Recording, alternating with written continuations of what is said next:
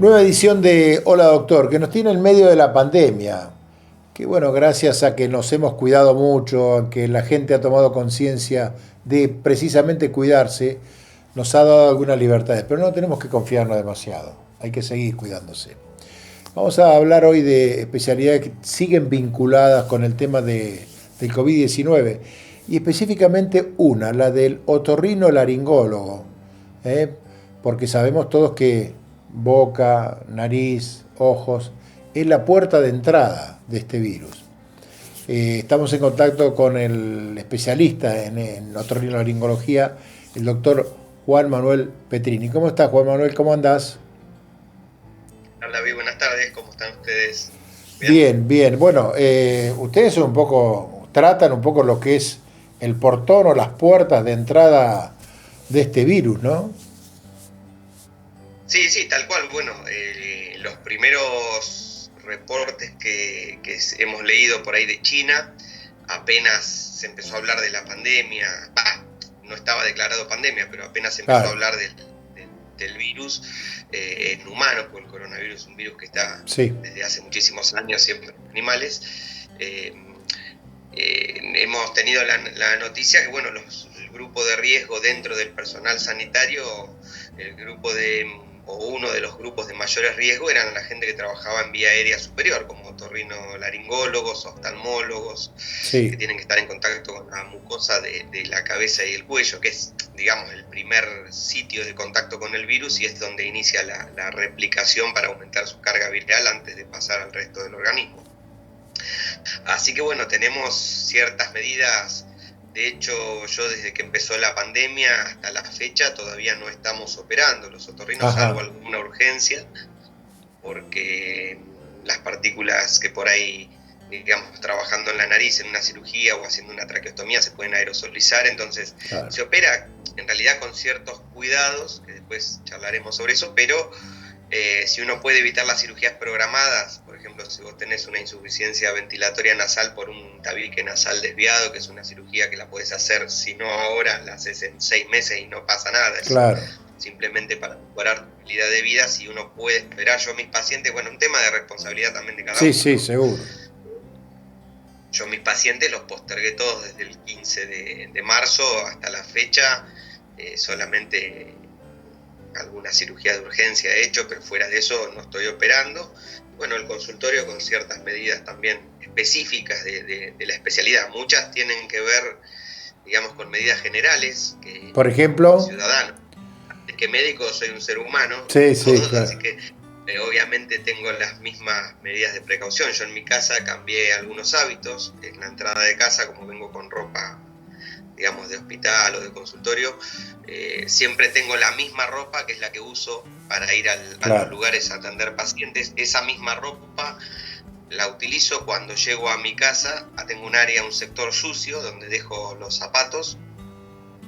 En ese sector sucio, bueno, tenemos un apoyapié con un poco de claro, agua y claro, lavandina y un aerosol con alcohol al 70% para el calzado. Después llego a mi casa, dejo toda la ropa dentro de la lavadora de lavarropa en un lavado especial, digamos, a claro, 60 grados, y esa ropa única, no mezclada con otra ropa. Y bueno, esa misma ropa trato de usar siempre esa misma ropa para ir a atender. Tengo un par de claro, ambos, un claro, par de guardapolvos, bueno, voy variando entre esa ropa de consultorio. Juan Eso con Manuel, respecto a mi casa, ¿no? Lo mismo claro. los ¿Cuál, barbijos, uso descartables. se han utilizado, por ejemplo, las redes sociales, es decir, por ejemplo, el WhatsApp, la imagen, el teléfono celular con imagen y demás, para determinadas consultas, se han utilizado? Sí, sí, yo particularmente hago algunas, más que nada de pacientes ya conocidos, Ah, pacientes claro. míos que por ahí tienen mi teléfono, ahí hemos hecho así Videollamadas, claro. telemedicina. Lo que pasa es que el problema de la telemedicina para los médicos, primero que es como, no sé, eh, como pedirte a vos que hagas por ahí una entrevista Sí, y sin un micrófono, sí, se no, hace seguro, difícil. sí, sí. Entonces, es como que una parte de la consulta médica te la perdés. O sea, lo que es la inspección, la observación, el diálogo, la anamnesis, la Claro, entrevista, la podés hacer. Pero ya el examen físico no.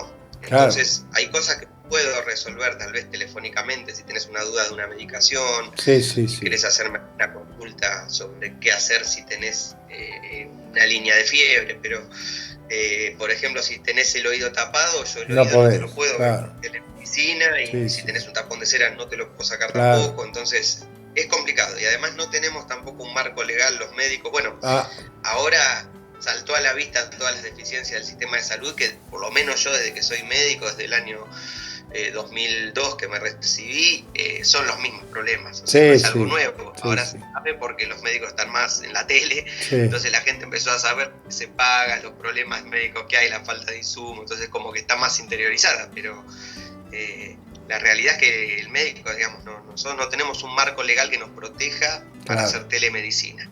Además, supongo que va un paciente y dice, me duele la garganta, ¿cómo hace para mirársela? No hay forma. Pero aparte una cosa que te enseñan en la facultad, yo soy un tipo muy humano, muy empático, pero vos no sabés a quién tenés enfrente. Por eso el tema de usar mascarillas, por el tema del COVID. Vos podés tener a alguien muy simpático enfrente y por ahí por detrás te da una puñalada. Entonces vos por ahí mandás un mensaje, le decís, che, tomate, no sé, un ibuprofeno. Y por ahí el tipo es alérgico y le pasa algo y después te denuncia, te arruina 2 o 3 años de tu vida, porque en realidad después esa demanda las gana el médico. ¿Por qué? Porque está escrito eso, de que son cosas que pueden pasar. Vos tomás un ibuprofeno, lees el prospecto y te dice, te puede dar alergia, te puede dar esto. Entonces, digamos, yo la telemedicina la evito, porque a mí me gusta hacer todo más por protocolo, por un tema de dormir tranquilo yo, más que nada. Juan Manuel, ¿por qué el COVID-19 te quita el gusto y te quita el olfato? ¿A dónde ataca? Mira, generalmente no solo el COVID, esto hay que decirlo también, que cualquier virus, si alguna vez estuviste resfriado, que es algo muy común, o engripado también, este virus es similar a eso. Lo que lo hace un poco más complicado es que es nuevo en humanos. Entonces, si todos nos infectamos al mismo tiempo, saturamos el sistema de salud. Es solo eso. Después la letalidad, la tasa de contagio, la morbimortalidad del virus es similar al de la gripe. En unos años posiblemente hablaremos del COVID como decir, tengo gripe. De hecho, todos hemos tenido gripe y hay muchos cuadros pseudogripales, pero sin embargo vos cuando tenés gripe no te hacen una PCR para ver si es influenza o qué virus te dio. Sí, el virus de la gripe es el influenza, pero hay muchos virus que dan cuadros parecidos a la gripe y por ahí vos vas al médico y te dice tenés una gripe y por ahí no es el virus de influenza, por ahí tenés un cuadro parecido. ¿A qué voy con esto? Que en unos años vamos a desarrollar anticuerpos y no va a ser algo tan grave como se lo ve ahora. De hecho, lo que mata en esto muchas veces es, digamos, la ignorancia, porque la ignorancia te genera dos cosas, te genera una confianza excesiva o un miedo excesivo. Tal cual. Y esos dos polos son los que desequilibran la balanza que te hace meter la pata, tanto en el médico como en el paciente, ¿no? Entonces, ¿por qué falla el olfato? Como cualquier virus respiratorio, ingresa por la vía aérea superior y en la mucosa nasal, si se cumplen ciertas condiciones de carga viral versus defensas versus temperatura desde el aire inspirado, y algunas cuestiones más de las defensas, no netamente celulares, sino el moco, la sequedad nasal, el ambiente donde esté el paciente contagiándose ese bichito. Puede ser que por ahí tus defensas ganen, como pasa en algún virus, que ya he tenido contacto y vos ni te enterás. Por ahí son esos días que te levantás medio congestionado, pero no llegás ni a desarrollar síntomas. O puede ser como el COVID, que por ahí es la primera vez que tenés contacto, por ahí tu mucosa nasal no tiene las defensas contra ese bichito preparadas, y si la carga viral es poca, por ahí tus defensas ganan y ni te enteraste, tuviste el COVID y ni te enteraste. O si tenés una carga viral importante porque aspiraste mucho, por eso la importancia de usar tapaboca. Yo uso un barbijo, un tapaboca porque te protejo a vos. A mí, si yo me lo respiro a mí mismo, igualmente de una u otra manera me voy a contagiar, ¿sí? Pero si yo lo tengo y uso tapabocas y vos usás tapabocas, la posibilidad de contagio, a eso sumándole el distanciamiento de 1,5 metros, 2 metros, la posibilidad de que yo te contagie a vos el virus es prácticamente nula, es del 1% a 5%. Entonces, eso es muy importante, por eso está hecho, no es que es al azar el distanciamiento y el barbijo, ¿sí?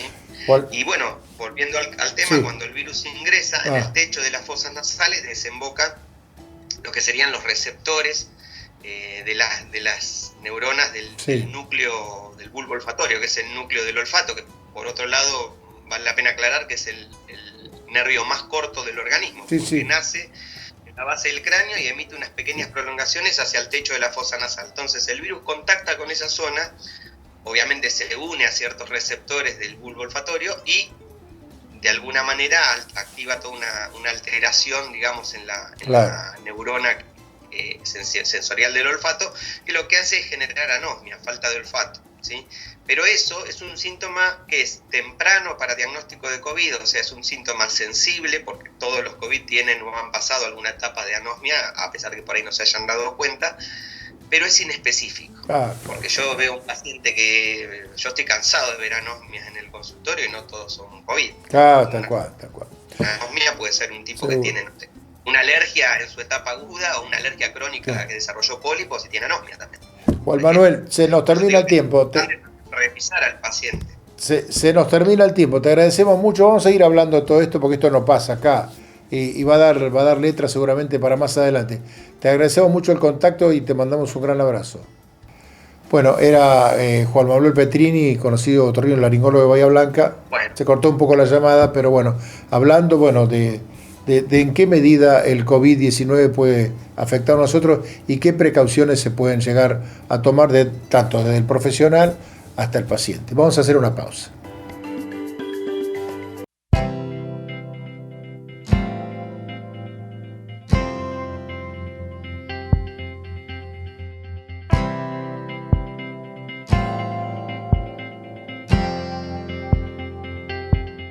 IRREDIM, Centro Reumatológico.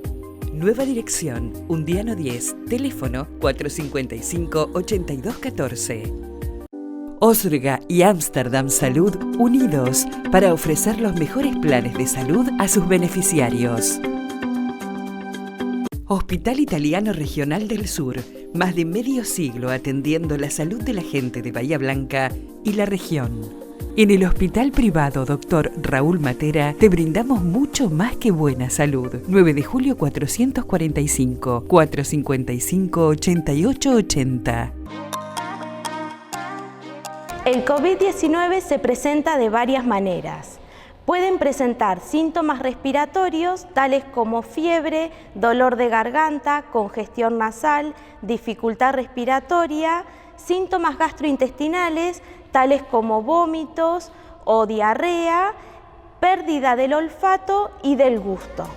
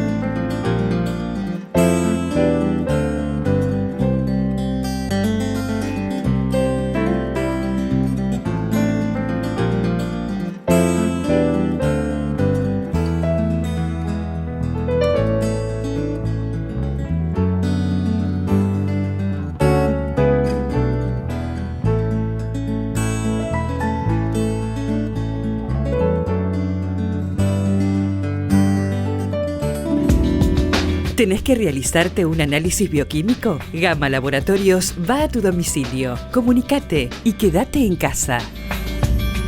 Centro de Diagnóstico por Imágenes Alem.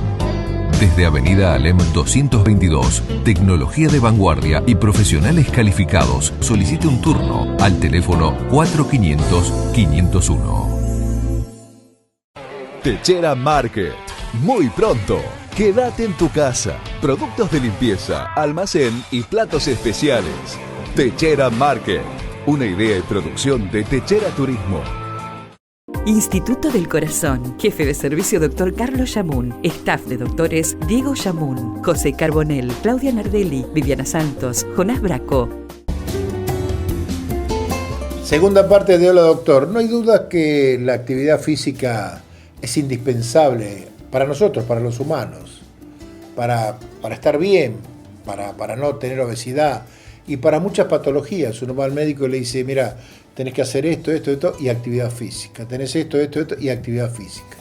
Pero claro, cuando apareció el COVID-19, lo primero que nos dijeron es todos encerrados, todos en la casa, enclaustrados. ¿Y qué hacíamos? Porque algunos por ahí de pronto dicen, bueno, yo tengo un patio, camino por el patio, tengo un lugar más amplio, pero algunos ni siquiera balcón. ¿Cómo hacíamos la actividad física? Y eso hizo que se retraiga esto que es tan imprescindible. Vamos a hablar de esto con el profesor de Uno Bahía Club, con Lucas Mertián. ¿Cómo estás, Lucas? ¿Cuánto hay de cierto en lo que estoy diciendo, no? Hola, David. Bueno, muchas gracias por la comunicación. La verdad que lo que estás diciendo es totalmente cierto. Hoy por hoy ya cada vez más y cada vez más se sabe y cada vez hay menos discusión, ¿sí?, sobre la actividad física y los beneficios que trae para la salud, incluso para enfermedades que antes se pensaban que eran de otra índole o que no tenían participación.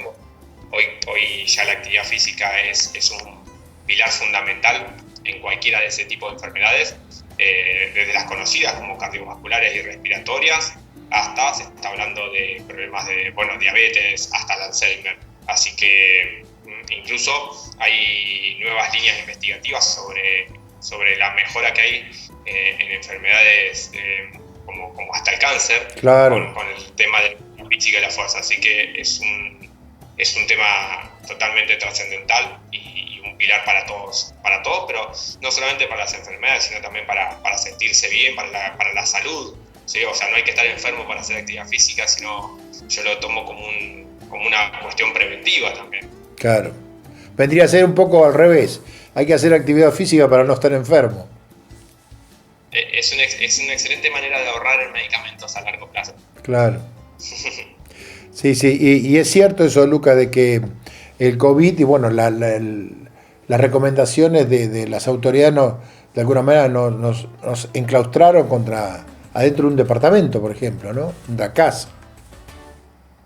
Sí, totalmente. Y lo que se vio en una primera medida fue una lluvia en las redes principalmente de cosas para hacer, ¿no? Desde claro. La actividad física propiamente dicho, hubo como una explosión de entrenar en tu casa, hace esto, hace aquello, videos, filmaciones caseras y hasta por un lado nosotros lo vimos, los profes o hasta el mismo club, lo hemos charlado con los chicos, de una cuestión de decir, hay que tener recaudo sobre qué es lo que estás viendo y qué haces en tu casa, porque con este afán de decir, bueno, en un primer momento eran 15 días y podíamos decir, bueno, hago algo para sostener, para mantener lo que venía haciendo, pero mucha gente empezó a hacer cosas cuando se quedó en su casa. O sea, empezó a hacer cosas o empezó a hacer actividad física desde la casa, a través de un video, sin una corrección, sin un profe que lo estuviera viendo, y la verdad que a veces termina siendo más peligroso que seguir haciendo nada. Claro. A ver, yo siempre digo, hace, está buenísimo, pero hay un montón de canales y uno tiene que hacer un filtro de qué es lo que estoy viendo, a quién le puedo consultar, y por eso, bueno, nosotros desde el club hicimos un montón de interacciones a través de videos, de videollamada, un montón de acciones que el club hizo, con clases en la cual podés interactuar con el profe te está viendo, son clases en vivo, entonces hay un poquito más de criterio en ese sentido, pero tampoco se excusa el estar encerrado, ¿sí? Vos necesitas 1 metro cuadrado para hacer actividad física, no necesitas mucho más, o sea, 1 podés hacer metro. actividad física ante un ascensor si querés. 1 metro cuadrado. Con un metro te alcanza y te sobra.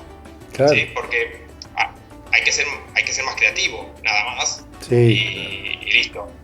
Nada más, es eso, es decir, hablo con mi profe, que me conoce, que sabe qué es lo que estoy trabajando, que sabe cuáles son los puntos que quiero seguir trabajando, pero dentro de los que se pueden. Y digo, mirá, yo tengo un espacio muy reducido en mi casa. Tengo esto para trabajar. ¿Sí? Bueno, listo. Y en función de eso, el profesor que te conoce te va a armar algo para vos, va a estar pensando en vos. Pero realmente nosotros todos pasamos por estar encerrados y mucha gente no dejó de entrenar. Mucha gente siguió entrenando, por ahí no con la normalidad, porque a mí me gusta correr y obviamente no me daba el espacio para correr, pero bueno, hacía otras cosas, hacía otros entrenamientos y me mantuve activo, que es fundamental para este proceso. Claro. Sí, además, porque además mucha gente de pronto digo, bueno, no hago la actividad física y ¿qué es lo que hago? como más, ¿no? Mucha gente, y por ahí te dicen, no engordé, pero bueno, a lo mejor no engordó mucho, pero perdió musculatura, ¿no? Tal cual, esa balanza que hay que tenerla siempre muy presente, que es que a veces los kilos no representan realmente la composición corporal. Claro. Y si no, aumenté un kilito nada más, sí, pero en realidad ganaste 4 kilos de grasa y perdiste 3 de músculo, la diferencia es 1. Claro. Es tremenda la diferencia. Sí. Entonces sí, esta cuestión hay que tenerla en cuenta.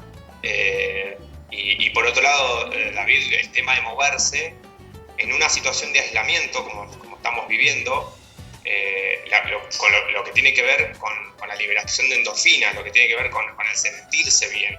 Claro. La actividad física no solamente por una cuestión estética o una cuestión de fuerza, sino también por una cuestión hasta psicológica de mucha gente que está durante muchas horas quieta dentro de la casa, y eso psicológicamente se va derrumbando.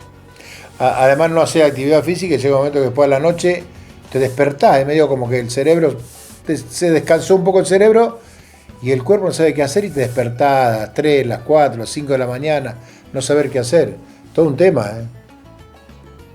Sí, porque aparte estamos pensados y construidos para cierto ciclo del día. Claro. ¿Sí? Para hacer actividad, para moverse durante el día y descansar de noche. Entonces, no haces actividad, por lo tanto la noche te sobra, por decirlo una vez, como dijiste vos, sí, con tu ejemplo, y al mismo tiempo te acostás más tarde, te levantás más tarde, entonces empezás a cambiar ese ciclo. Y eso también afecta un montón a que en ese día, cuando estás despierto, realmente como que no tengas ganas. Porque si bien dormiste pero no descansaste, entonces te levantás como con fatiga, como cansado, como chorra, diríamos entre nosotros. ¿Sí? Y es como que entras en ese ciclo de pachorra y no salís más. Claro. Lucas, bueno, de pronto se empieza a abrir el espectro de las actividades. ¿Por dónde debemos arrancar para no? Porque de pronto alguno dice, bueno, yo ya salgo y corro lo que corría antes, o hago la misma actividad que tenía antes y empezás con algún dolor, con alguna fatiga demasiado pronunciada, con alguna lastimadura. ¿Cómo hacer para retomar el ritmo lentamente pero con cierto grado de seguridad? Bien, es buenísima la pregunta.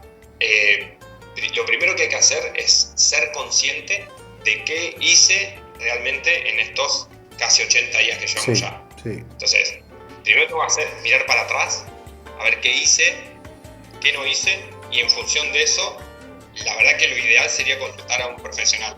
Claro. Cuando a mí me duele algo, voy al médico. Cuando yo quiero planificar una actividad física, debería consultar a un profesor. ¿Sí? ¿Por qué? Porque es justamente el que me va, a través de ciertas preguntas, identificar en qué estado estoy y en función de eso planificar hacia adelante en un objetivo a corto o mediano plazo lo más saludable posible. Porque esa necesidad de salir, esa ansiedad, la tenemos todos. ¿Sí? Desde aquel que corrió adentro de la casa, dentro del departamento porque se dio maña, o aquel que no hizo nada. La ansiedad la tiene igual porque es totalmente distinto. Salir, ponerle la cara al sol, como digo yo, es hermoso. Pero si hace 70, 80 días que realmente no hago nada, o yo, vos sabés, David, que yo trabajo con la parte de los corredores del club y a veces hay que tenerle la rienda corta porque se desbocan. Lo que yo explico es lo siguiente: son 70/80 días en los cuales las estructuras, que ahora te explico brevemente qué es, no trabajaron nunca. Porque quizá hiciste yoga, hiciste fortalecimiento, hiciste trabajos de fuerza, de flexibilidad. Pero la estructura, que serían todo lo que es músculos, articulaciones y tendones, cuando corremos, reciben cierto tipo de impacto. Que no es malo, sáquenle el miedo al impacto porque no es que es malo el impacto, sino que hay que hacerlo progresivo para que esas estructuras se vayan adaptando. Entonces, en esa adaptación progresiva es donde no generás lesiones. Si vos salís de un día para otro a salir a correr hasta donde te den los pulmones, seguramente tus pulmones no van a sufrir, lo que van a sufrir son tus piernas. Tal cual. Tus rodillas, tus tobillos te van a doler. ¿Por qué? Porque hace 80 días que no les generas ese tipo de impacto. Y hoy los hiciste todos juntos. Entonces, no descartar el caminar es una premisa fundamental. No, pero yo siempre corrí. No importa, no descartes caminar. Empezá a trotar y caminar, ¿sí? Porque capacidad aeróbica vas a tener igual. Claro. La capacidad aeróbica no se va a ver tan modificada. Sí, por la complicación del BAF, que es una complicación, pero no pasa nada. Pero sí, lo que no te vas a dar cuenta es que cuando vuelvas a tu casa, descanses, te pegues una ducha y después te quieras levantar una silla, lo que se van a quejar son tus rodillas y tobillos. Claro. Lucas, muy clarito, te agradecemos mucho y bueno, ojalá que la gente te haga caso y empiece despacito y empiece a retomar este ritmo. Te agradecemos mucho, te mandamos un abrazo. Gracias a ustedes por la comunicación. Era el profesor Lucas Mertián de Uno Bahía Club, bueno, dando estos consejos que son, por supuesto, que útiles. No se apure, despacito, despacito, que ya se va a conseguir todo. Pero si se apura, tiene una lesión y ahí se plantó todo otra vez. La gente de Brixa, tanto a Lucas como al doctor Petrini y demás, le va a regalar un presente ahí en Roca 97 cuando pase un poco esto del virus, ¿no? Siga cuidándose. La semana que viene vamos a volver con algunos temas que están vinculados con este COVID, que necesita que nos cuidemos y que cuidemos al otro para no contagiarnos. Este programa usted lo puede ver en el Facebook y también en Hola Doctor en el YouTube. Nosotros vamos a volver la semana que viene. Gracias.